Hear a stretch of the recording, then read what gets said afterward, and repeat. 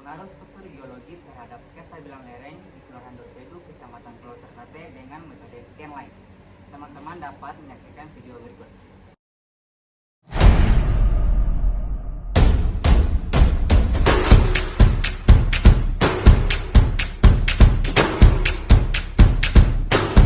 Baik, perkenalkan nama saya Rahmat Hidayat. Di sini saya akan menjelaskan mengenai pendahuluan dari penelitian kami. Struktur geologi terbentuk akibat deformasi atau perubahan bentuk yang terjadi akibat adanya gaya-gaya endogen dan eksogen. Kedua gaya tersebut akan membentuk tegangan-tegangan dari segala arah. Tegangan-tegangan ini menjadi parameter yang dapat menghasilkan deformasi. Proses terbentuknya deformasi terjadi pada zona di bidang diskontinu, di mana pada zona tersebut, gaya-gaya tersebut, adanya bidang diskontinu pada batuan akan mempengaruhi aktivitas pendambangan, diantaranya berpengaruh terhadap kekuatan batuan. Semakin kecil kekuatan batuan, maka semakin banyak bidang diskontinu yang memotong massa batuan. Pada penelitian Hasan dan kawan-kawan pada tahun 2019 menjelaskan bahwa struktur sangat diperlukan dalam berbagai bidang, umumnya digunakan untuk eksplorasi dan mengetahui lapisan bumi serta proses terbentuknya struktur dalam suatu batuan, khususnya kekar, lipatan, dan patahan. Ketidakstabilan yang terjadi pada batuan salah satunya diakibatkan oleh kehadiran bidang diskontinu berupa kekar. Semakin banyak jumlah kekar yang dimiliki batuan, maka kekuatan batuan tersebut semakin lemah. Kestabilan lereng dipengaruhi oleh beberapa faktor, yaitu jarak muka air tanah, sudut kemiringan lereng, nilai kuat geser tanah, dan jenis batuan lapisan penyusun yang memiliki nilai kohesi dan sudut geser dalam yang berbeda. Longsor dapat terjadi pada hampir setiap kasus lereng alami atau lereng buatan secara pelan atau tiba-tiba dengan tanpa adanya bertanda-tanda sebelumnya. Penyebab utama terjadinya keruntuhan lereng adalah meningkatnya tegangan geser, menurunnya kuat geser pada bidang longsor atau keduanya secara simultan. Faktor kestabilan lereng perlu diperhatikan karena lereng yang stabil menyebabkan lereng menjadi aman dan kecil kemungkinan untuk terjadinya longsor. Pada penelitian Setiawan dan kawan-kawan pada tahun 2018 menjelaskan bahwa lereng terdiri dari lereng buatan dan lereng alami yang terbentuk dari kontur bumi.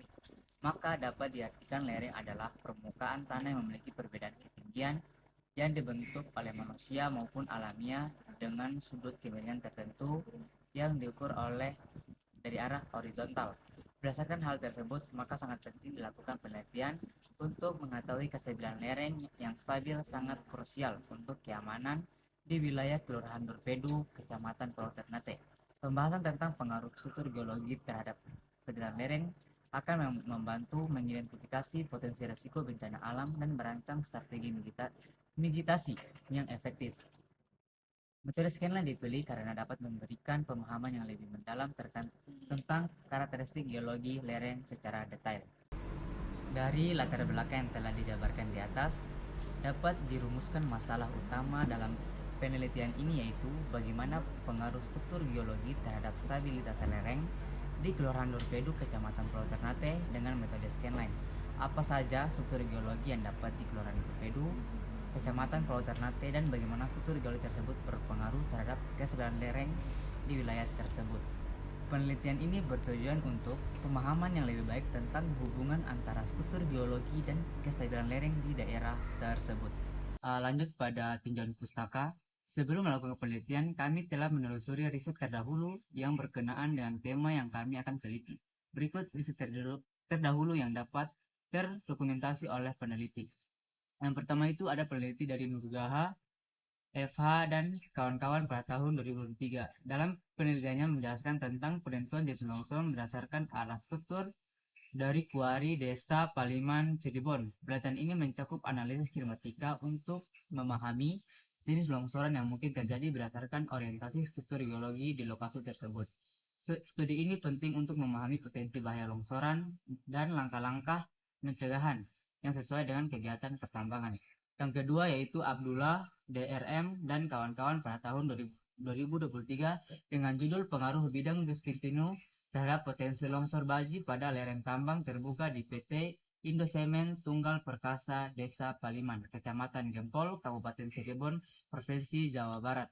Jurnal ini dibahas tentang pengaruh bidang diskontinu terhadap potensi longsor baji pada lereng tambang terbuka.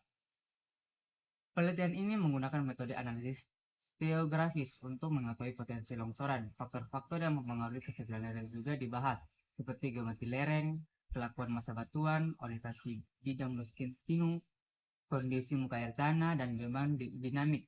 Data primer metode scanline, sedangkan data sekunder berupa peta topografi dan peta geologi lokal. Hasil penelitian menunjukkan bahwa prosesi jenis longsoran yang umumnya terjadi di daerah penelitian adalah longsoran baji. Saya Maura Ayu Rizkia. Di sini saya akan menjelaskan mengenai metode penelitian yang kami lakukan.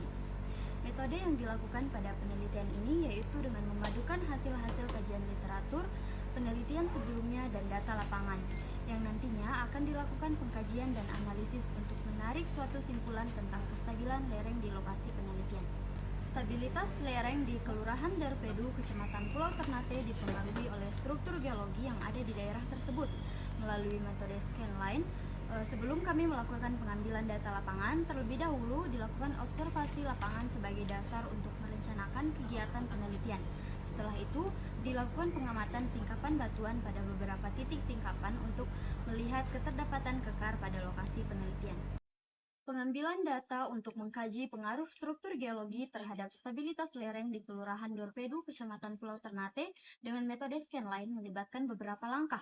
Pertama, dilakukan identifikasi struktur geologi di lapangan, seperti jenis batuan, arah lapisan batuan, dan kehadiran kekar yang dapat mempengaruhi stabilitas lereng. Metodologi penelitian yaitu dengan menggunakan data primer dan data sekunder. Adapun data primer yaitu yang pertama dengan cara pengukuran lapangan yang terdiri dari pemetaan geoteknik dengan cara pengambilan data struktur pada area penelitian dengan menggunakan metode scanline. Yang kedua, untuk mengetahui posisi dari pengambilan data struktur dan peta geologi untuk mengetahui posisi dari pengambilan data struktur.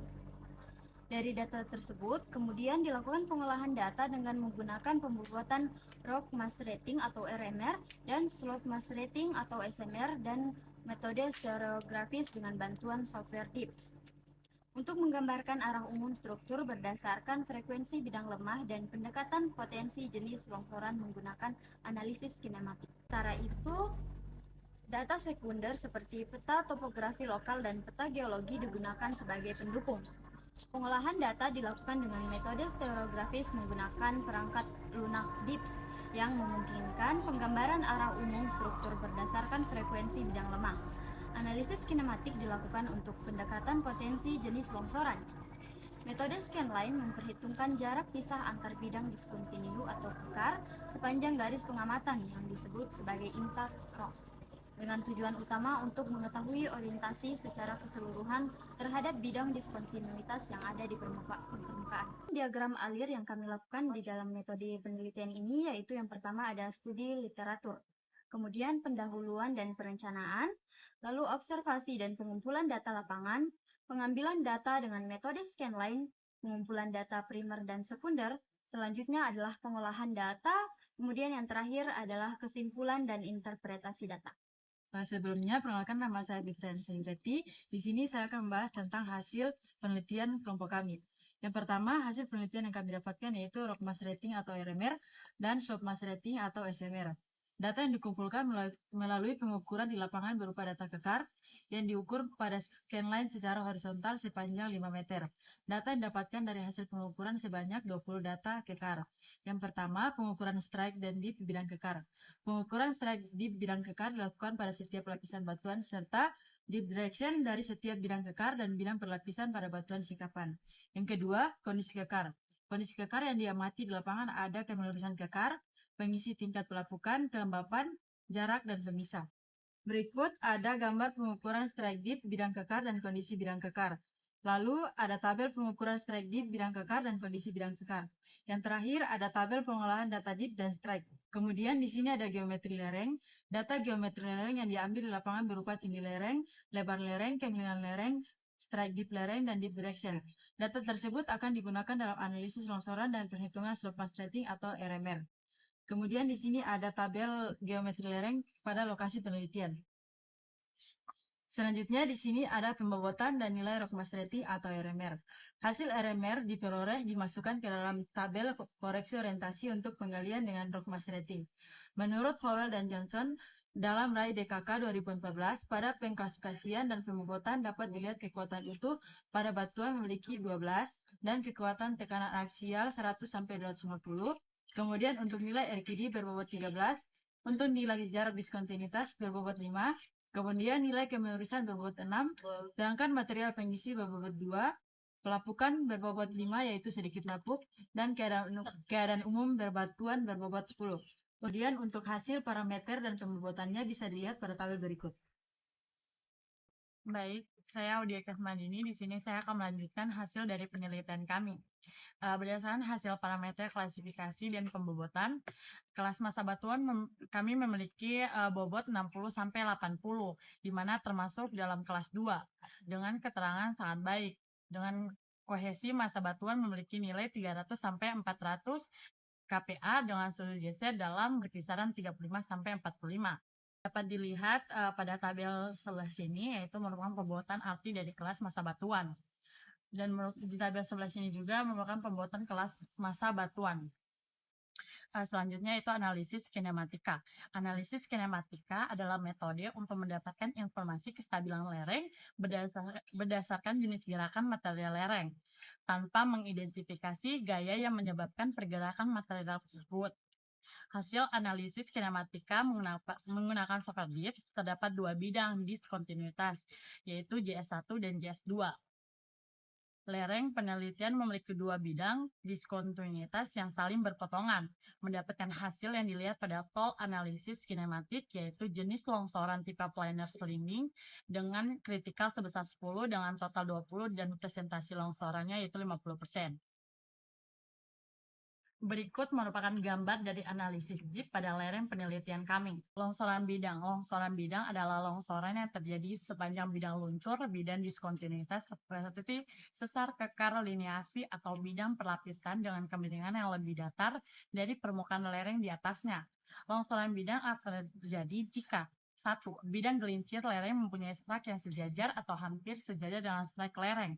Yang kedua, bidang gelincir mempunyai dip lebih kecil daripada dip lereng, tetapi lebih besar dari sudut geser dalam. Yang ketiga, terdapat bidang rails seperti batasan pada sisi kanan dan kiri blok yang mengalami pergerakan atau tergelincir. Berikut merupakan pembobotan dan nilai slope mass rating. Pada hasil pembobotan dan perhitungan didapatkan F1 sebesar 6 dengan bobot 0,85, F2 sebesar 49 dengan bobot 1, F3 sebesar -1 dengan bobot 0. Dapat dilihat pada tabel sebelah sini. Dan F4 memiliki bobot 15 dengan metode penggalian berupa penggalian alamiah. Dapat dilihat pada tabel di sebelah sini. Berdasarkan bobot F1, F2, F3, dan F4 diperoleh nilai SMR sebesar 76. Hal ini berarti massa batuan sikapan tersebut ada pada kelas 2, deskripsi baik dengan stabilitas stabil, dan kegagalan satu blok dengan support sesekali. Dapat dilihat pada tabel di sebelah. Saya Zara Maulidina dan saya akan menjelaskan mengenai pembahasan dari hasil penelitian kami. Mengenai hasil rock mass rating atau RMR dan analisis kinematik pada lereng yang diteliti menunjukkan bahwa penelitian kondisi massa batuan dilakukan dengan menggunakan beberapa parameter geoteknik yang penting. Parameter-parameter tersebut meliputi kekuatan utuh batuan dengan bobot 12 dan kekuatan tekanan uniaksial 100 hingga 150 MPa. Nilai Rock Quality Designation atau RQD diskontinuitas dengan bobot 6, kondisi material pengisi diskontinuitas dengan bobot 2, tingkat pelapukan dengan bobot 5 untuk kondisi sedikit lapuk, dan keadaan umum batuan dengan bobot 10. Dari penilaian ini diperoleh total skor RMR dasar sebesar 61 hingga 80, yang menempatkan massa batuan dalam kelas 2 dengan keterangan sangat baik. Dalam konteks kelas massa batuan tersebut, batuan memiliki kohesi berkisar 300 hingga 400 kPa dan sudut geser dalam antara 35 hingga 45 derajat. Analisis kinematik menggunakan software DIPS 7.1 mengidentifikasi 2 bidang diskontinuitas JS1 dan JS2 yang berpotensi menyebabkan longsoran tipe planar sliding dengan nilai kritikal sebesar 10, total 20, dan presentasi longsoran sebesar 50%. Selanjutnya, Penilaian slope mass rating atau SMR dilakukan dengan melakukan koreksi terhadap RMR dasar berdasarkan orientasi diskontinuitas dengan kondisi lereng. Nilai-nilai koreksi tersebut adalah F1 sebesar 6 dengan bobot 0,85, F2 sebesar 49 dengan bobot 1, F3 sebesar 1 dengan bobot 0, dan F4 dengan bobot 15 berdasarkan metode penggalian alami.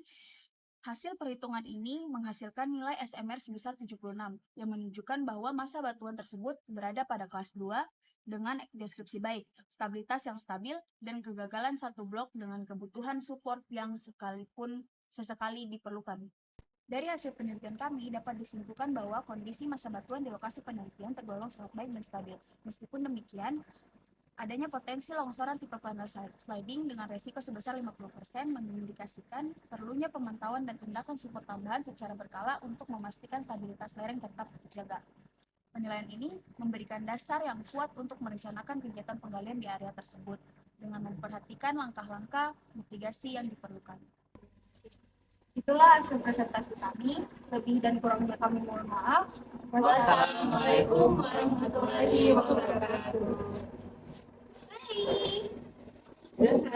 Audio Jungle.